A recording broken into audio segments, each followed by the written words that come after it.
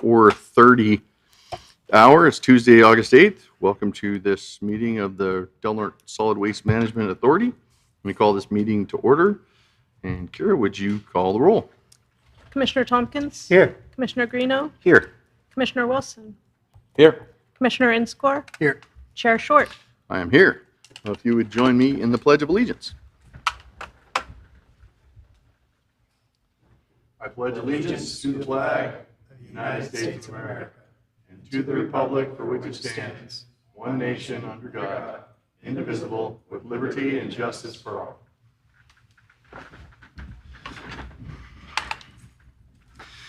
Okay, at this time, we will entertain our regular public comment. Any member of the public may address the Solid Waste Management Authority on any matter on or off the agenda.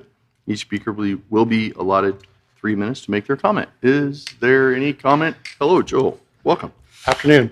I just want to give a public thank you to Ecology. We've had a string of equipment failures this week, and they stepped up for us today and loaned us their loader. So I wish John was here that he could hear me, but he's probably out driving. He's short of staff. So anyway, thanks to Ecology for today. Thank you. Good deal. Thank you, Joel. Appreciate that. Any other public comment? Yes, sir.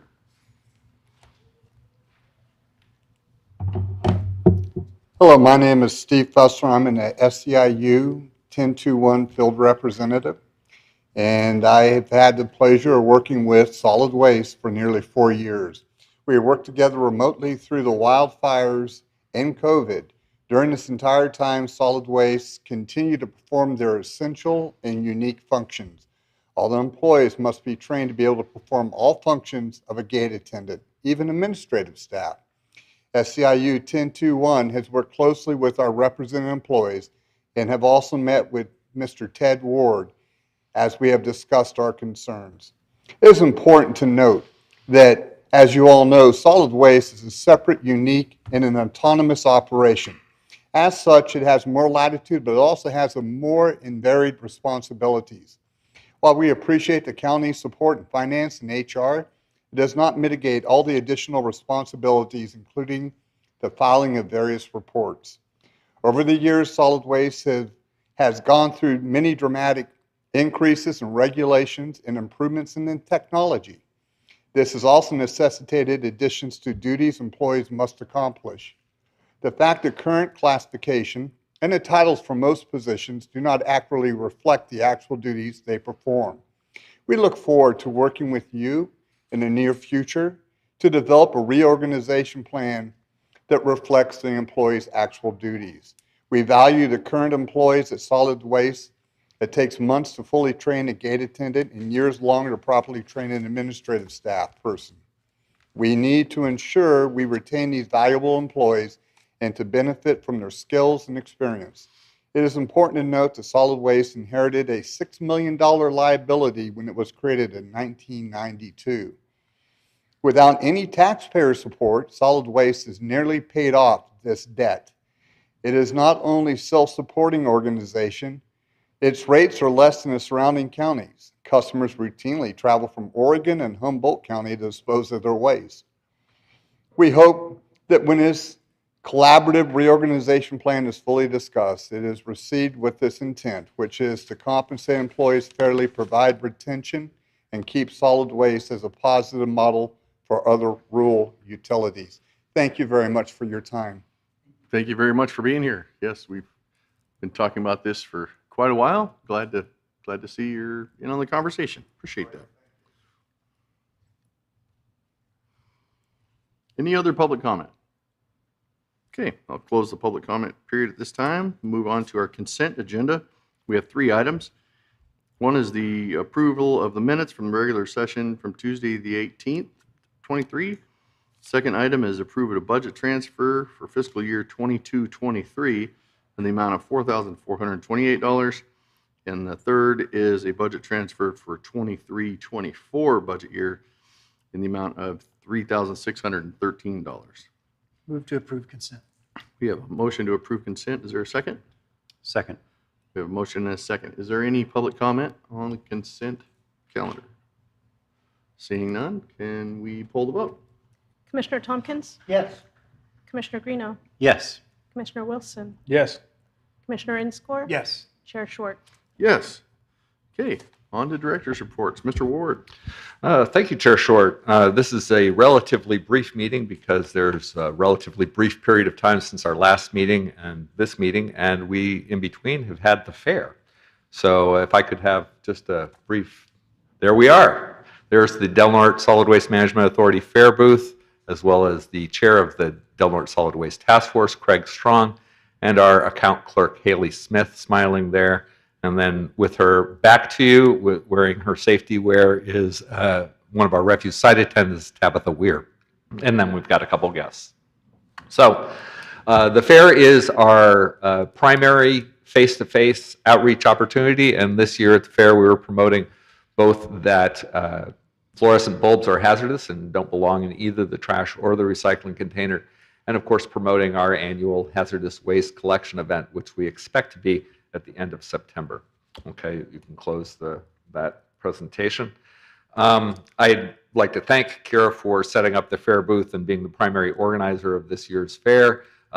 She did a great job of scheduling. So, and one of the challenges of being at the fair booth is you really don't want to spend more than 2 hours there, because at the third and fourth hour, your enthusiasm has waned a bit, and so it's always best to have new bodies in there. So I really appreciate the scheduling and the additional support from Hambro recycling staff, Hambro WSG staff, Craig Strong, as well as Recology staff. They all helped in supporting our booth this year, and we sure appreciate that.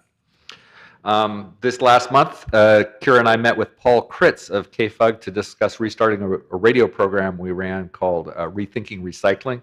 Those are good outreach opportunities, and then those recordings get posted both to the KFUG website and to the authority's website, so that people who want to follow onto that program later can click and review it.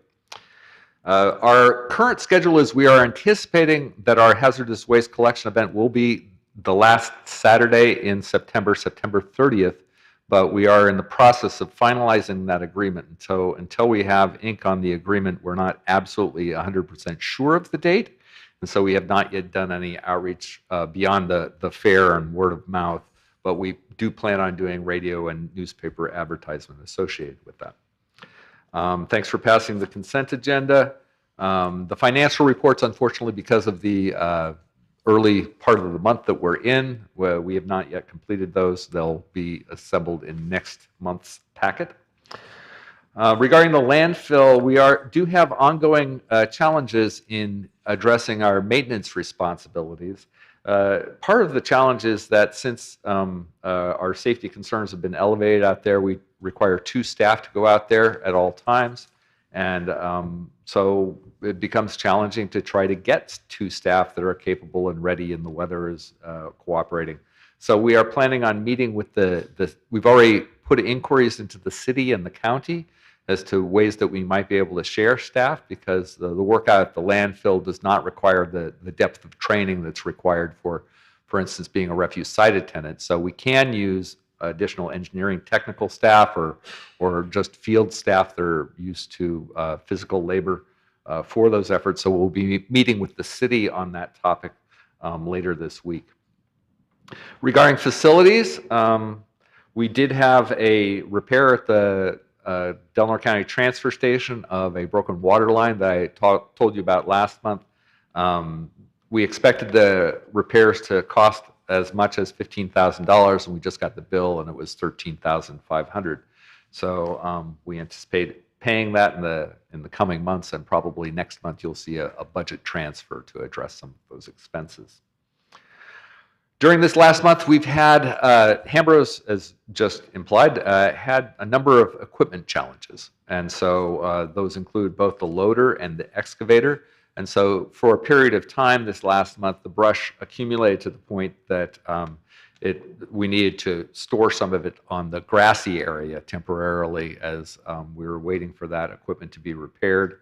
But the brush pile is back to a reasonable size now, and the accumulated trash has been dealt with. But I appreciate Hambro having to scramble. They provide great service on a regular basis, but the reality is they rely on a couple core pieces of equipment. When those pieces of equipment go down, they're scrambling. And I appreciate the extra efforts required to make the scrambling happen and to continue to provide the service. Just because they're paid per ton doesn't mean every ton is as easy as the last. So that's kind of the reality that they're living with. Also, we do have ongoing trespass and fire concerns. On the morning of August 4th, we had several trash bags that were left outside the gate, and one of them was set on fire. Again, we called the fire department to extinguish that. And then I'll mention that 29 years ago on this day, I was hired for as an employee of the Del Norte Solid Waste Management Authority. I've spent nearly half my life working for this agency, and it continues to be my pleasure to do so, and I'm proud of the public services that we provide. I should also let the board know that I've been appointed to the SB 54 advisory group. I let you all know I was applying for that, and so I've received that statewide appointment. We will be having our first few meetings in the coming months. And then I'd also like to highlight that the Del Norte Solid Waste Task Force, which is a group of volunteers that advises us on developing solid waste and composting programs, has developed a really good partnership with the tribes. So at our last meeting, we met down at the Yurok Tribal Office, and our next meeting on the 16th of October, thanks to Elena Cisneros, we will be meeting at the Tallawahd Nation. So I'm proud of those relationships, and the task force is doing a good job. And like I said, the chair of the task force even helped staff our fair booth. I'd be happy to answer any questions. You're not going to read the title of SB 54? I I did in our last meeting. We talked about you. Yeah, it's a long title. It is very long, yes. But thank you, Ted. Appreciate that. I think it's the Plastic Pollution Prevention and Producer Responsibility Act, something along those lines. Something like that, 5 or 6 P. Yes, yes. Is there any comments or questions for Mr. Ward from the board? No? Okay, we'll move on to item 3, our landfill post-closure item. Well, let me quickly run through the financial reports that we have. I'm sorry. We do have our regular cash flow report that indicates we have $1.82 million in the bank plus $198,000 for last month's rent, essentially. And if you look at the claims approved this last month, our largest payment was in fact the rental payment, the loan payment to the county, which we make in 2 installments. The largest one happens in August. So that was the second largest payment we made this last month. The first, of course, was to Hambro WSG for the good services they provide at the Del Norte County Transfer Station. And then the third largest expense was the debit and credit card charges. We continue to see those being as a significant service to our customers, but also a significant monthly expense. I'd be happy to answer any questions, granted that the financial reports are incomplete at this point. I see nobody jumping at the opportunity, so Okay. now we can move on, I guess. All right, thank you, sir. 3.1 is a status report of the scope of services. We will be working with the county to try to procure an engineer to perform. These are services that must be performed by an engineer, and the authority does not have an engineer on staff, but essentially the core of this is updating the permit documents associated with the closed Crescent City landfill. So this includes a revised closure and post-closure maintenance plan. It's a post-closure maintenance plan because there is no closure remaining. And then we need detailed cost estimates both for the post-closure maintenance expenses and the potential corrective action plan cost estimates. And those need to be done for both water releases and non-water releases. Essentially, if there's a real disaster and there's a huge expense associated with trying to deal with what's happened out at the landfill, then we need to, under law, project those expenses and to indicate how we would pay for them. In all honesty, the answer to that last question really doesn't change, which is this agency has as its sole source of revenue, revenues at the Del Norte County Transfer Station. And so if there are additional enormous expenses associated with the management of the Crescent City landfill, that is the source of funds that would be used to pay for those damages. And then we have the annual inflation factor. So these are just engineering services. I thought I'd give the board a chance to take a look at what those are. I anticipate that we'll be working with the county and then trying to procure an engineer. And then at the time that we would have an engineer selected and recommended, we would bring that back to the board to finalize the agreement. I'd be happy to answer any questions. And we cannot use the county's engineer, correct? That's correct. They're specifically excluded to, and essentially anybody working for the authority or the county can't do this job. Any other questions? I do have one additional. On page 3 of this report, it says, beginning in 1987, evidence of landfill influence on groundwater and surface water quality was noted. Impacts consist of periodic detection of organic compounds and elevated mineral constituents. In general, however, water quality has improved since the completion of landfill capping. It's my understanding that we have not found organics or elevated metals in quite a long time, outside of normal ranges, I guess. Let me give a general overview. My view of the critical point of compliance is where the water flows under Old Mill Road towards Lake Earl, which is known as the S3 surface water monitoring point.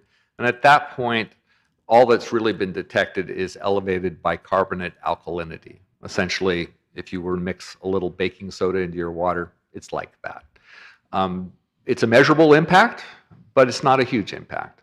We have detected volatile organic compounds closer to the base of the landfill. There is no base liner, and there have been occasions when those have been detected. But they have not been detected further away from the landfill itself. So I think the impact that the landfill is having on groundwater is measurable, but it's also minimal. Okay, thank you. Yeah, after the relative fiasco we had at the Board of Supervisors when somebody came in claiming that Smith River water was contaminated, I wanted to be sure that was clear, that it is not the case from what we're seeing near the landfill. Okay, thank you. Okay. Oh, yeah, it was a few months back. It was it's so fun, so fun. Yeah. Okay. Okay, now it's the next time for that PowerPoint. So we did complete the repairs. We also had to repair the sidewalk there, you could see. Part of the issue may have been at some point somebody driving a piece of equipment onto that little patch of grass. Ted, can I interrupt you? I'm sorry, yes? Mackenzie, these 3 monitors shut off on us. Do you have a quick fix? I mean, we can continue, Ted. I think we might be able to all see from behind us here. Oh, do you want to restart? Yeah, that's what I want to see. Of course. That didn't work this time, so. Okay, well, this is the extent of the slides, so you can probably... Yeah, go right ahead, Ted. Okay. Yeah, just keep. So there is keep just going. the one slide. I showed some slides last month of the repairs as they were being deployed by First Service, and I really do appreciate First Service's prompt response and their ability to get this work done, and also their ability to not disrupt traffic significantly. That was very huge for us because that is a major traffic choke point. But essentially, it was damaged close to the building, and it could have been damaged by someone driving a piece of equipment onto that grassy area and then hosing down. And so we wanted to make sure that those berms were reestablished to discourage people from thinking they could just drive up on that lawn. And of course, now everybody who works at the station is very aware of that problem, so I don't think that will be happening moving forward. However, the slide on the right is closest to the transfer station main building, and that was the location where the leak was detected and repaired.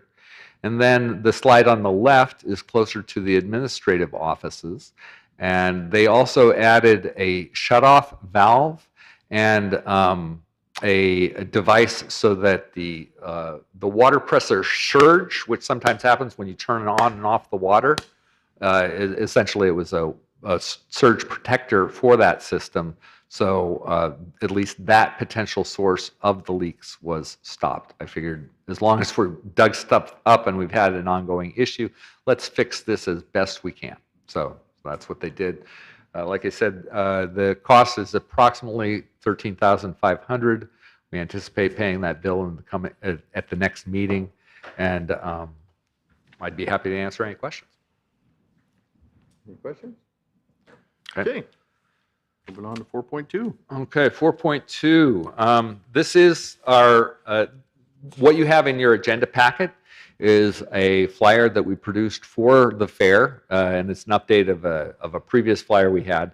But essentially, as I discussed at the last meeting, we are considering trying to coordinate some kind of commercial collection event, whether that would be an amnesty event or a reduced cost event. The overall framework is that many people don't know that fluorescent bulbs are hazardous. They are. They don't belong in the trash or the recycling. And we take up to 9 household fluorescent bulbs every day at the Del Norte County Transfer Station. We have had recent instances of commercial contractors bringing in dozens or several dozen broken fluorescent bulbs at the bottom of their load. As these are being phased out in California, what we really don't want to have is that being an ongoing problem. Because essentially when somebody unloads a whole bunch of broken fluorescent bulbs, we have to evacuate the building for at least 15 minutes and then restart operations. That's not something that we can do, certainly not on an ongoing basis. So we need to get the word out, not only that these things don't belong in the trash, but that there are reasonable management options available and that there's going to be some kind of amnesty event. Until we have scheduled that amnesty event and figured out the details, I don't really want to promote it because I don't know when it's going to be. I don't know the details. So we're still working. I'm working with Joel Wallen on trying to figure out those details, and we want to have that event sometime before the end of this year. Essentially, fluorescent screw-in bulbs are being phased out in 2024, and in 2025, fluorescent bulbs will no longer be available. So I did talk to at least one real estate agent that was very aware of this and took the flyer and was happy to share that with her other colleagues. I'd also like to point out in this flyer is a list of vendors of prepaid recycling boxes.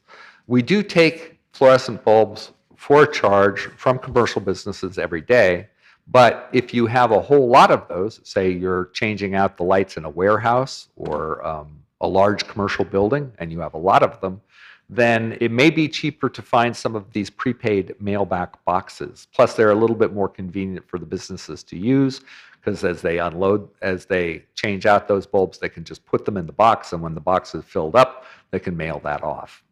So those are the options that are available. I also have answers to frequently asked questions about fluorescent bulbs because many of the folks who are looking at fluorescent bulbs are also perhaps not aware that fluorescent ballasts, those are the little black boxes inside the fluorescent light fixtures that adjust the voltage for those lights. Some of those older ones contain PCP oils, and so those need to be managed as hazardous waste. And so the only time we can take those fluorescent ballasts is during the annual hazardous waste collection event. So I'd be happy to answer any questions, but that is our current status of our fluorescent bulb outreach. Any questions from anybody? Nope. Okay.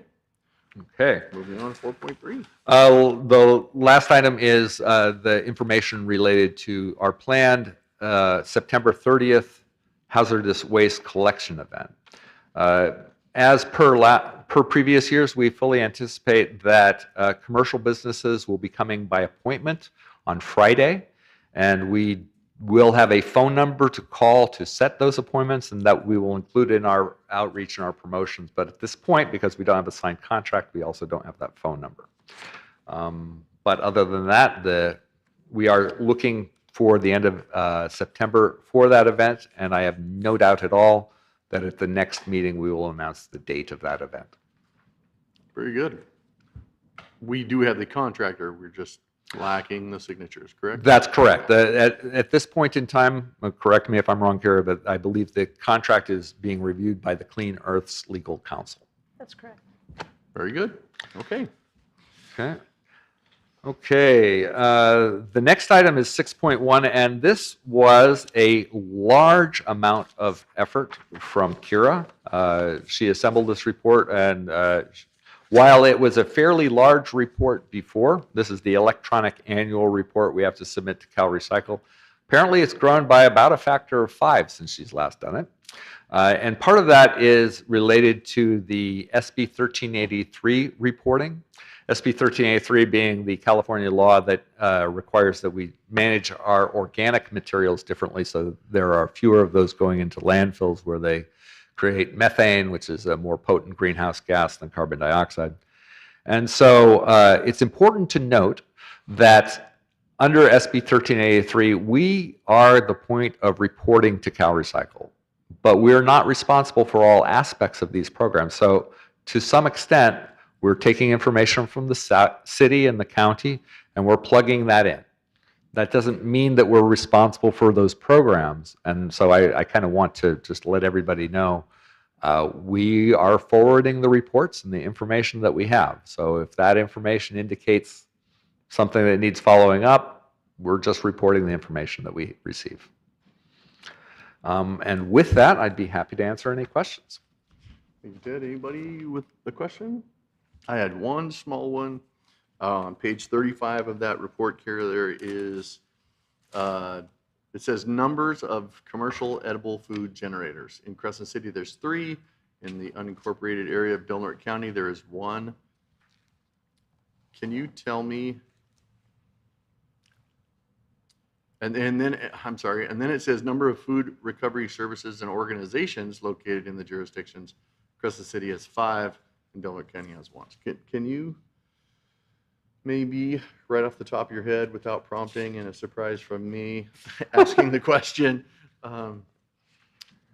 let us know what those commercial edible food generators were? I thought that they were just Safeway, Walmart, grocery outlet. Well, But we're apparently now, there's we're now another one? moving into tier 2 as well. Okay. So there is an inclusion of the schools. Oh, et that's cetera. where it comes So from. yeah, we Okay. moved into that this year. Very good. That answers that. Well, thank you very much. Any other questions? That is the only one that I had, and I see none from the rest of the board. So, moving on to your event with 6.2, the Marine Flare event. Oh, we're doing it again. We got another year, and our last one, as you guys know, was the most successful one on the West Coast, and we received an award for it.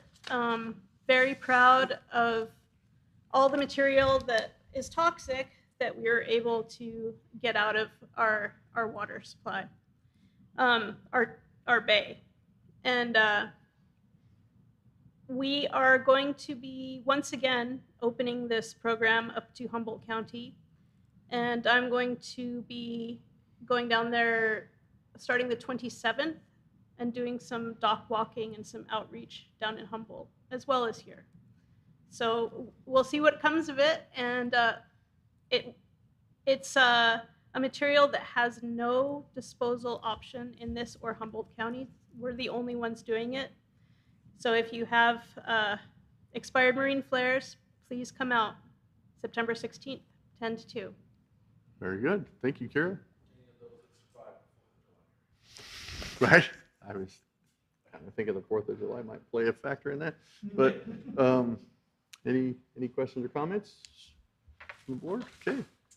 All right. Those were all just informational presentation items. So I did kind of on purpose skip public comment on those items. I think that's appropriate, Bob, because it's not an action item. So, yeah. So with that, we are at the end of our agenda. Without any I only have one further- request Yeah. or complaint, I should say, concern that came up. They have been having numerous bear incidents, especially in the Klamath and other areas of Delaware County. But specifically, I was dealing with numerous complaints about Klamath. And is there any assistance that we could provide in maybe reducing our cost associated with the bare bins and the bare proofing that the solid waste does have, because again, this is not only are we looking at several complaints from commercial, but a lot of residential, where the encroachment from bears coming in and getting into their trashes and getting into their receptacles, as well as not only the hazard of it being strewn about, but just the encounters are increasingly being problematic down in the Klamath area. Well, it's of course a very valid issue, and one that actually has an overlap with SB 1383 in that there are communities that are of higher elevations that are essentially they do not have the food waste collection requirements because there are bears there. I've informed folks that the bears are not restricted to above 4,000 feet, and we actually have them down at sea level. They don't seem to pay attention to the elevation signs. I don't know. But we do have, under Recology's collections contract, there's an additional service charge for bear-proof bins. And we specifically called for that when we renewed the franchise, because prior to that time, there was no bear-proof bin option available. It is quite expensive.